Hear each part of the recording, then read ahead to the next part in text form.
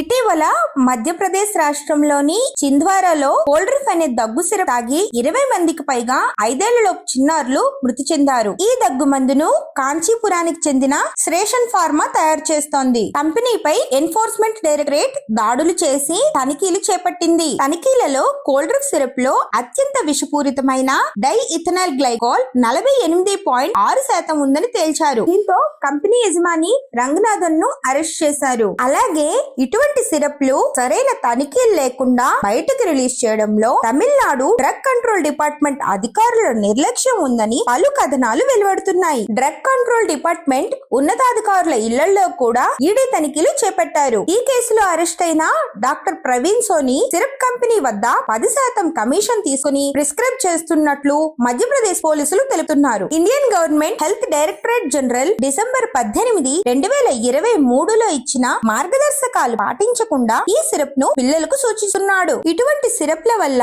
పిల్లల్లో కిడ్నీ వ్యాధులు వస్తాయని తెలిసి కూడా వారికి సూచించాడు. అతని వద్ద వైద్యం చేయించుకున్న 15 మంది పిల్లలు చనిపోయినట్లు పోలీసులు వారి నివేదికలలో కోర్టుకు చెప్పారు.